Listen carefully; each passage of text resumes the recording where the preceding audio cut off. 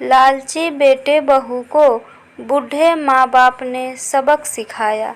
हरिलाल जी जल्दी जल्दी अपना नाश्ता करके बिना पानी पिए गाड़ी में बैठ गए। तभी किचन से शारदा जी पानी का गिलास लेकर बोलती हुई आई, अजी पानी पीकर तो जाइए, आपकी ये आदत नहीं जाएगी। अरे शारदा जी, पानी मैं ऑफिस में पी लूँगा। शारदा जी पानी का गिलास लेकर दौड़ती हुई गाड़ी के पास आई और बोली, बिना पानी पिए घर से नहीं निकलते हैं। अरे शारदा जी, आपके पानी के चक्कर में कहीं लेट ना हो जाऊं, आज ज़रूरी मीटिंग है। अच्छा दीजिए, यहाँ तक लाई हैं तो पी लेता हूँ। पानी पीकर हरिलाल जी ऑफिस के लिए चले गए। शारदा जी वहीं खड़ी होकर उनकी गाड़ी को देखते देखते ख्यालों में खो गई कि अब राहुल के पापा के रिटायर होने में बस कुछ ही दिन बचे हैं। रिटायर के बाद हमारी ज़िंदगी पूरी तरह से बदल जाएगी। फिर शारदा जी अपने कामों में लग गई। शाम को हरिलाल जी जब ऑफिस से घर आए तो बोले, शारदा जी एक बढ़िया चाय पिलाइए, आज बहुत थक गया हूँ।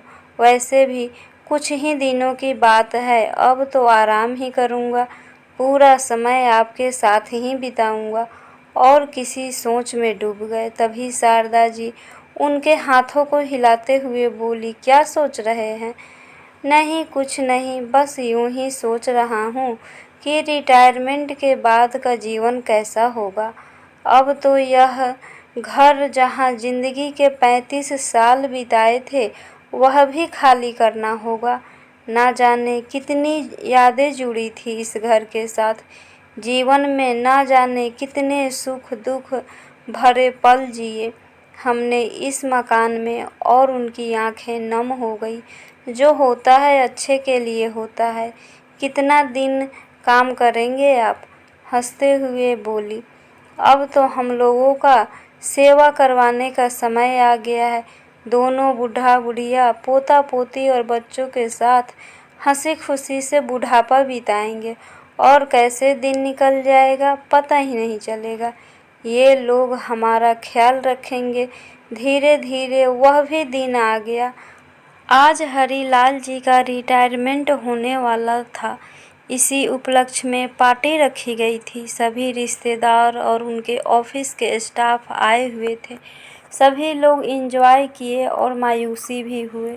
उनके करीब दोस्त माहौल को कभी खुशी कभी गम वाला बना दिया।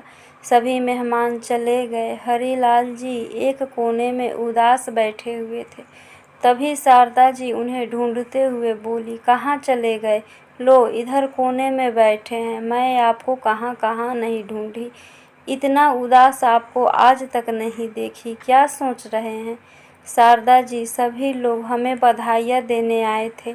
जो करीबी रिश्तेदार नहीं आ सके उन्होंने फ़ोन करके बधाई दी, लेकिन मेरा खुद का बेटा एक बार भी कुछ नहीं पूछा। कम से कम एक कॉल ही कर लेता कि पापा कब आ रहे हो।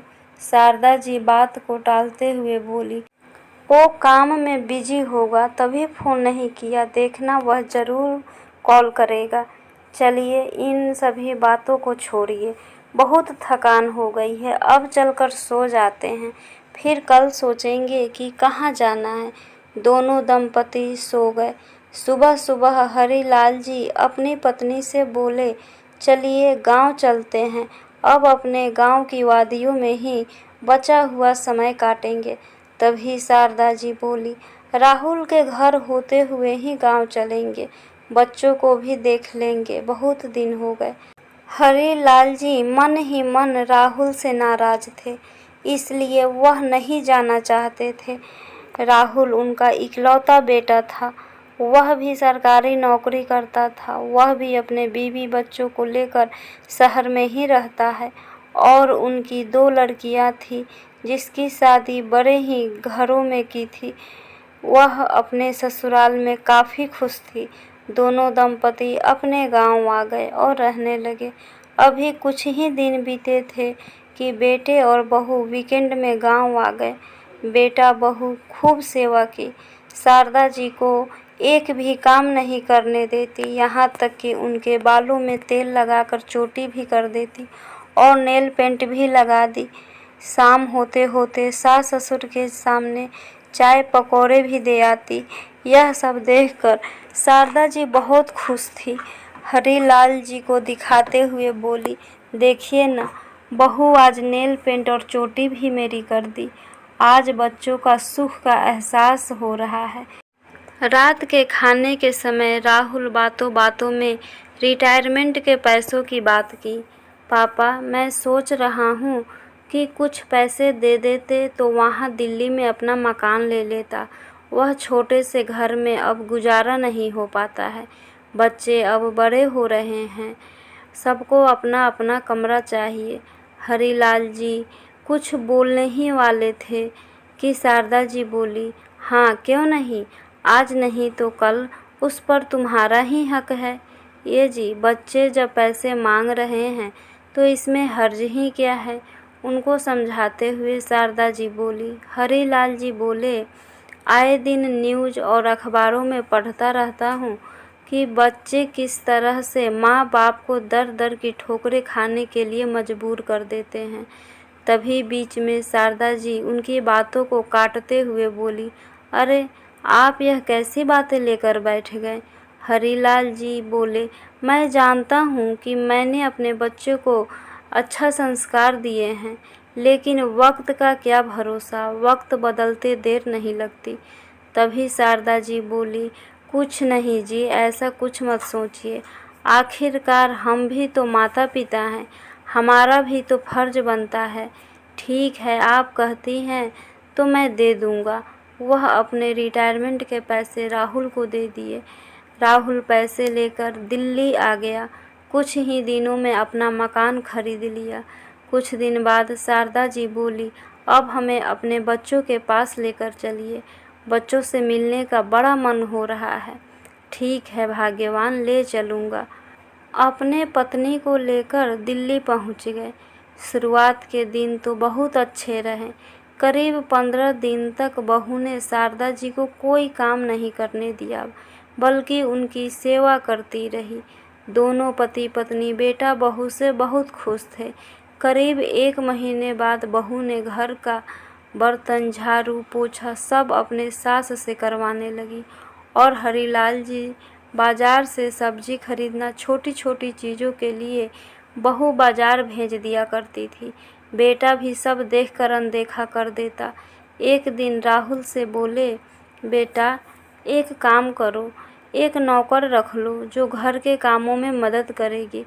तभी उधर से बहू तुनक कर बोली, और उसको पैसा कौन देगा? आपके पास तो अब कुछ भी नहीं है। वैसे भी घर में काम ही कितने हैं, हम दोनों मिलकर कर लेंगे। राहुल बोला, हाँ पापा, सही तो ये कह रही है। उतनी मेरी सैलरी कहाँ है जो बच्चों का फ़ी और घर का खर्च, ऊपर से एक नौकर भी रख लूँ। तो बेटा, तुम्हारी माँ से अब घर का काम नहीं होता, उनकी तबीयत अब ख़राब होने लगी है। फिर बहू बीच में बोली, गांव में तो सारा काम अकेले करती थी, वहाँ कौन सा नौकर था। यहाँ हम दोनों मिलकर करते हैं तो थक जाती हैं। राहुल बोला, पापा आप क्यों महिलाओं के कामों में दखल अंदाजी कर रहे हैं, आप आराम से रहिए। आराम से मैं कैसे रहूं?